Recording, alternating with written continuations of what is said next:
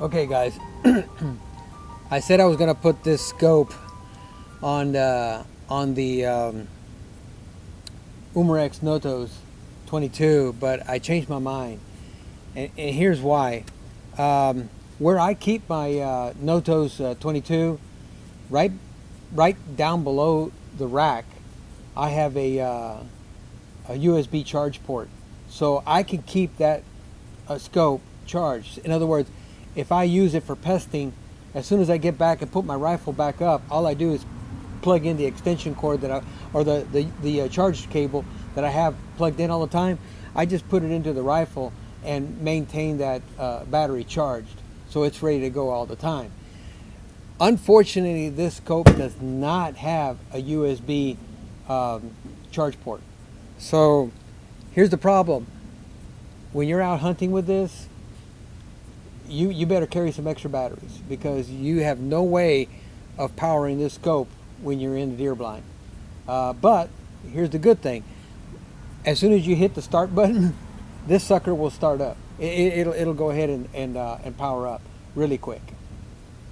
All right, we're gonna sight this sucker in. So hang on a second, I'll be right back. I was out here earlier this morning pesting, and I had sprayed. I guess that spray wore out. So I had a fly bothering me, and I don't want anything bothering me when I'm taking shots. All right, so I'm going to turn on the scope.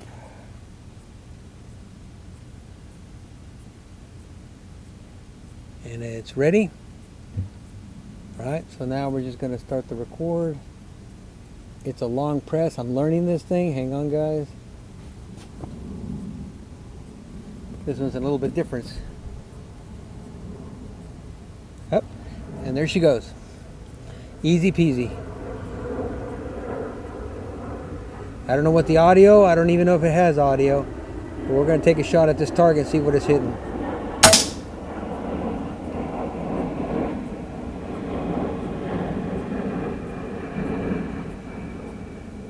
I don't know, I don't even know if it's on the board.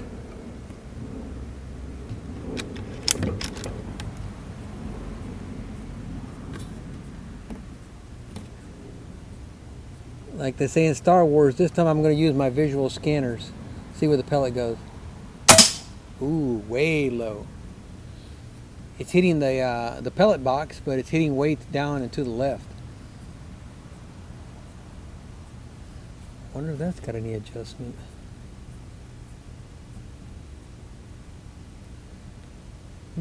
Curious. Let's see if this scope has that much adjustment, because it's almost 12 inches. So basically the gun is aiming down, the scope is aiming up.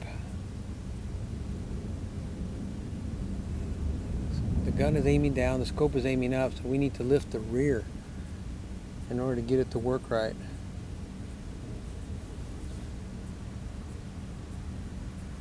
It came with a shim. I'm wondering if maybe we need to put a shim underneath the scope to get it in the correct angle. If we aim it down, yeah, let's do that.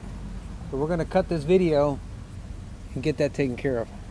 All right guys, pretty cool. In the box they send you this little shim, and that little shim, you can actually install it probably anywhere. There's actually 4 screws, so you can actually install it. Hang on a second. All right, see, they give you this little shim. You can there's actually 4 screws underneath here, so you can actually install that shim probably within the first 2, either here or between the first and second screw from the back, to shim it up. So it gave me a little bit of elevation in the back of the scope. So let's see how that works.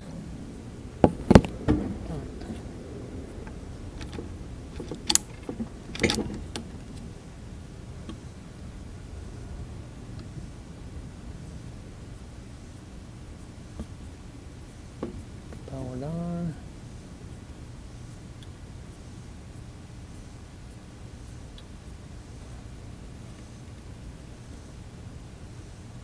Yep, there we go. We're recording. Yep, it's aiming down now.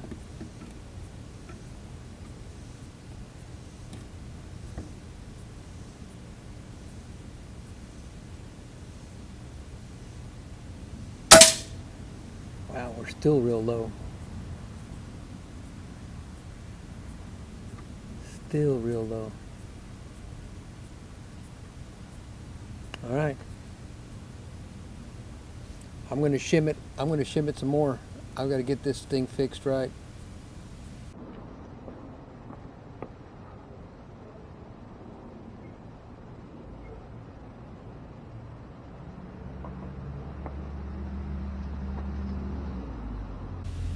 All right. Put it back on.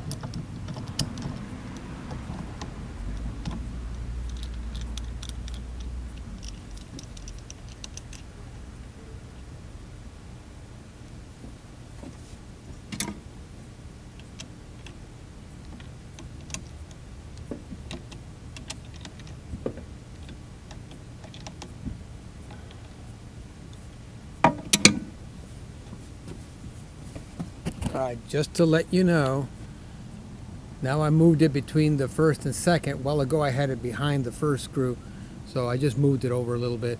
It gives me a little more shim. I don't know if you can see that gap right there.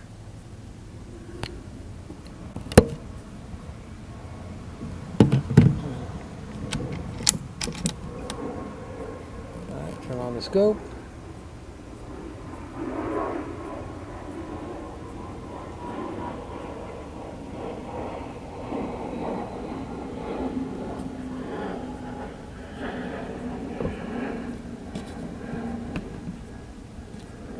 Yeah, it's aiming. I don't know if you can see that, but it's aiming towards the where the hole was originally.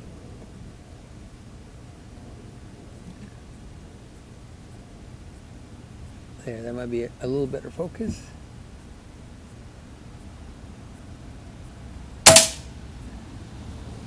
Wow, it's way over to the. Heck. I know this rifle is accurate. So that's not a fluke. Yeah.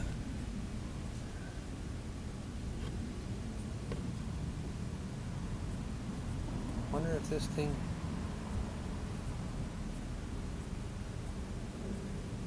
Because I tried not to, because it's kind of suspended here, I tried not to over tighten the last screw. Maybe it just didn't center right. Let's see what we can do. All right, guys. Well, I had to stop recording so I can get this thing fixed. And apparently, okay, what I did is I loosened up all the screws and just lightly tightened these up. Okay. Then I took a shot and it hit pretty close to the center. A while ago, the crosshair moved on the screen. So that means I had this whole, okay, let me put this camera down. I had this whole picture with the crosshair down in the very lower corner. I thought it would at least center, once you said okay, I thought it would at least center your crosshair on the screen, but still keep your shot correct. Now, so what I did is I loosened these screws up real lightly, and then but strong enough for a PCP. It's strong enough. There's no spring in it. And I took a shot and it was near center, right? So now, real easy, I took the scope off and tightened those rings right there where it's at. And I'm pretty close to center now. All right, I think you'll like this. Check this out.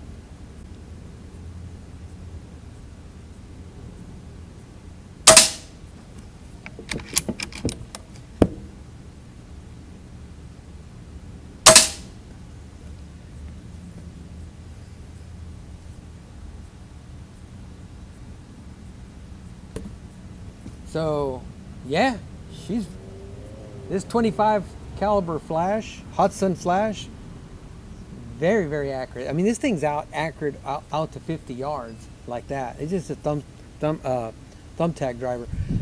I am actually using H&N Field Target Trophy.